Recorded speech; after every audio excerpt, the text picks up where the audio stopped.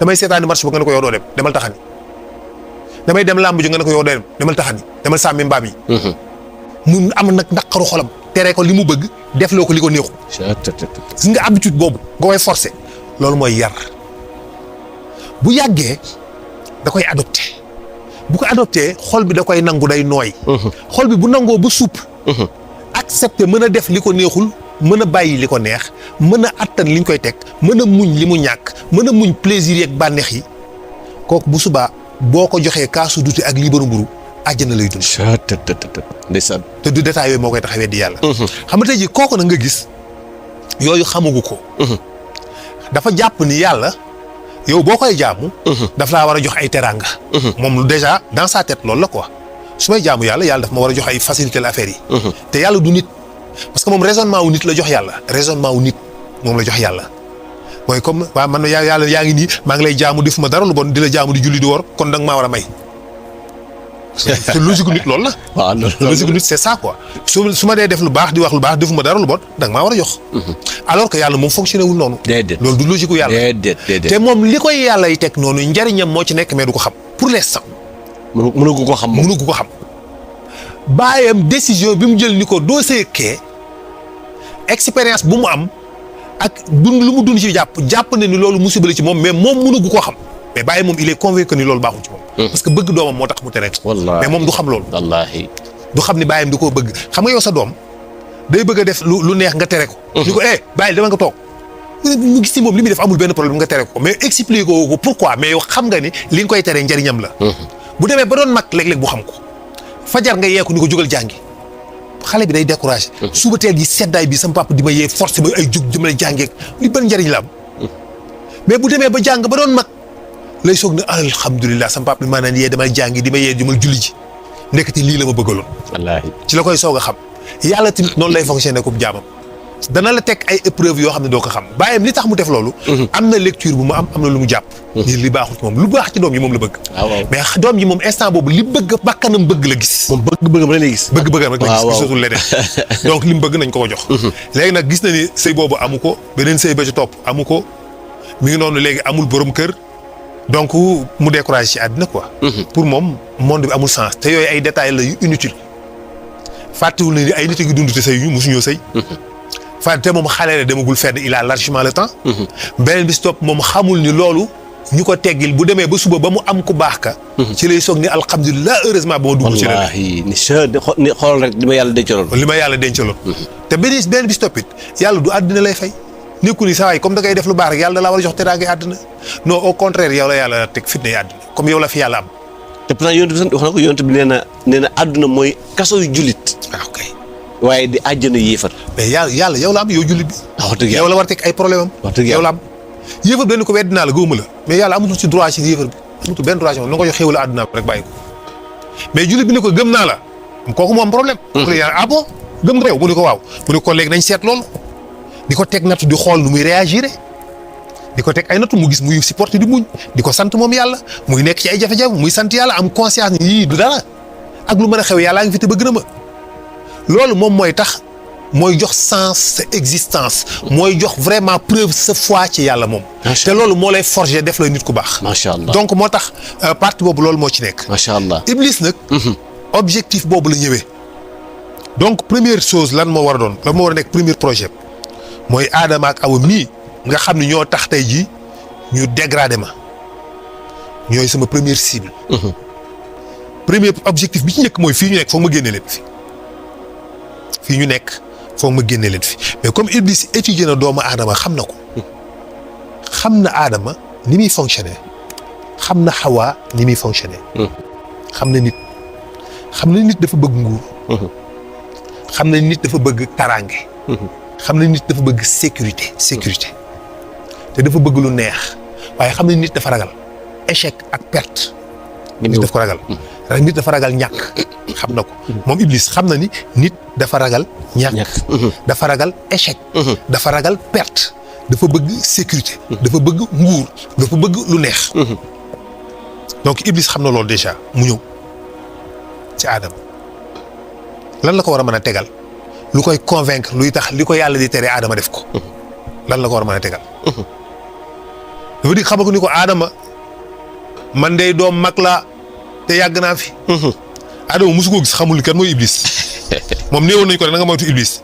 mais préciser nañu ko Iblis nu mu mel ak ku gàtt la ku ñuul la xamu ci dara. jékki-jékki génn góor gu ne jomet. ni ko doom man day mag laa te yàgg naa fi. ndeysaan. yow nag dama laa xool am ci yow ñeewante rek ndeysaan. am nag lu ma la bëgg a baaxee man ndax xam nga lu tax yàlla bañ ngeen lekk ci garab gi yàgg sa soxna. Adama ni ko déedéet mu ree ni ko ndeysaan da ngay gone rek. waaw gars yi bu ñu la bëggee dugal loolu la waaw ni ko yàlla dafa namm bu ñëwee ba ci kanam dala fii génnee yàgg sa jabar te bu ngeen lekkee garab gi dootu leen mën a génnee fii moo tax mu bañ ngeen lekk ko loolu nag doom dama la koy baaxee rek daal ni ko maa ngay dem daal di rocceeku dem. ndeysaan. Adama xaw a dute bi mu ko waxee. Adama dafa dute xaw a hésité xel mi dem ci neewoon nañ ko na nga moytu seytaane mu ni kon est-ce que du kii mooy seytaane ni ko yow est-ce que doo seytaane auzu billaahi mina shaytaani rajiim Iblis ni fees xam ne échec la malgré menace bi mu ko tegal ak maletu xaalis bi ak arme bi maanaam dafa mel ne dafa Iblis daf ko tegal maletu xaalis ak fetal. jëlal maletu xaalis bi def li ma bëgg wala nga laan ko ma rey la mooy que loolu mooy lan mooy que boo lekkee ci garab gi da ngeen fii sax ba faaw. nekk ay yàlla dootoo leen fi génn boo ko lekkul nag yaay risque gi ngeen génn. donc am na risque su ma lekkul waaye Adama danaa léegi waa man su ma ko lekkul ñu génn ma fi rek waaye mais su ma ko lekkee. fekk moom seytaane la. fekk seytaane la nag léegi kon am nga ñaar mais su fekkee ni lekk naa ko nag fekk moom li mu wax dëgg la mais man dama fii sax éternellement te dootuma fi génn. te damay mujj nekk ay yàlla sax waaye bu fekkee lekkuma ko nag te mu wax dëgg mais risque bi mooy dañ may génnee fii may taxawaalu ci àll bi. kon donc il a le mallette ak pistolet. mais malgré tout ça. mu suivre le bon sens mu xalaat ni waxoon nañ ma ni ma naa moytu benn waay malgré sama bëgg-bëgg la ma woo Iblis ni ko Adama ni ko non non non yow seytaane ka donc il a le libre arbitre moom Adama. il a décidé décision bu baax bi. Iblis disparaître dem ci Hawa moom kenn néewu ko moytul seytaane. kenn moytuloo ko moom. déedéet. yàlla dégg nga fu yàlla ne Hawa na nga moytu seytaane. waaw kay Adama rek la wax. Adama la wax. waaw. waaye déggoo fu yàlla ne Adama na nga moytu jabar na nga moytu sa jabar. waaw déedéet taw terewu ko de. terewu ko bàyyiwuloo ko xel. moo tax jigéen am na solo ci. wallaay Iblis léegi dem ci Hawa. dikk di ko ma doom xam nga lu xewam mu ne ko lan la mu ne ko xam nga lu yàgg sa borom kër gi yàlla leen fee nar a génnee. waaye nag boo gisee mu tere leen garab gële bu ñu ko bu ñu bis bu ngeen ko lekkee.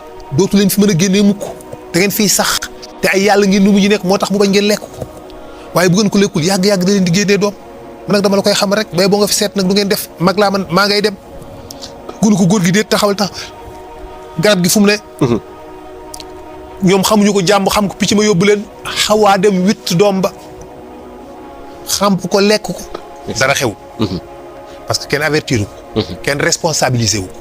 yàlla néew ko Awa téye le responsable Adama ne téye le responsable moo tax moom Xawaa bi mu demee witt doom bi ci garab gi xam ko lekk ko defuñu ko dara yàlla daf ko bàyyi mu gis dara xew. parce que kii xamul. voilà xamul. waaw kii xamul moom xamul. très bien moom xamul. moo tax yàlla topp ko dara mu bàyyi ko léegi nag mu ni ko fexeel sa jëkkër lekk Iblis xam na ni bu jëkkër ji lekkul du am effet mu dagg indil jëkkër ji dikk ni ko Adama lekkal fruit baa ngi nii ma ngi nii dagg naa ci ba lekk. góor gi li mu wax dëgg la donc Adama day am problème parce que gis na preuve bi kii lekk na ko dara jotu ko. xam nga loolu c'est tellement. dafa xaw a garaaw de. dafa garaaw waaw gis nga ko góor li mu la wax te gaa ji kii dagg na doom bi xamp na ko lekk na ko mi ngi nii taxaw ni xoj da la xool dara jotu ni la lekkal mu nekk ci benn doute Xawaa convaincre ko waaye tamit lekkal rek gis nga kii boo ko lekkee gis nga ko ni lekkal Adama hésité ba si yàgg mu jël daal di xamp. naka la xamp ñuy ñëw dal ci kaw. yére yi commencé naaw. wallaahi. xoj ko fii mu goqiwaat ko yére yi tasaaroo ñu ni ko acca ca bitti. lan moo tax Xawaa convaincre ko. parce que kenn néew ko Adama moytul Xawaa. waaw. kenn néew ko bàyyil xel sa soxna mën na laa dugal ci lu dul dëgg. moo tax ne parfois léeg-léeg soxna yi waxtaanu guddi bi léeg-léeg gis góor gu xëy rek. sensé comportement. loo koy waral. fekk ne waxtaanu guddi wi la. waxtaanu guddi wi la. waaw dañoo ngeen naayoo rek. waaw ne ca. mun la xam naa ne day lii moom boo ci jógut nangam dana xew lii moom ni mu taxawee temps yii te joxu la benn cër nag dafa mel ni yow doo borom kër gi li nga fiy daj yaay fay courant bi yaay fay ndox mi yaay jënd kii bi waaye respecté wuñu la dañuy yàq rek lamp yi dañ koy taal duñ ko nangoo fay su ma toggee dañuy jël ceeb bi tibb ko tasaare xam nga la lay wax loo xam ne day une part de vérité day raisonnable da ngay énervé te moom xam na li lay merloo ci foofu lay côté boobu la koy duggee ñu ne ma bugguma sax a ci wax bugguma cee wax parce que damay bañ mu indi coow. wax ne prégué. ah bugguma cee wax dara boo ko defee du wax dara léegi nag yow boo yow nga yeewaale sa mer rek soppeeku. maa la wax loolu gars yi naan lu xew fekk yow. jeex na ci guddi gi la. ca guddi ga la. waaw guddi gi la. léeg-léeg tam mu def loolu loo xam ne yow xam nga ni lii du dëgg mais da nga koy def léeg-léeg sa jabar sant la def loolu benn affaire ni dëgg da ngaa war a def nangam nga mujj nii rek nga mujj si combe ni waaw dem def ko quoi mais au fond de toi yow xam nga ni lii waroo ko def. wallaay ndeysaan wallaay ndeysaan. war a jigéen. waaw loolu lan la faiblesse la. est-ce que lan la loolu. xam faiblesse la wala mbëggeel la wala lan la. wala yërmande la wala faiblesse la benn la ci de soit. en tout cas.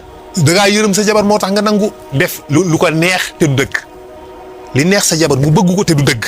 nga def ko soit da nga kaa bëgg moo tax wa ilaa da nga ko yërëm moo tax wa ilaa da ngaa faible moo tax.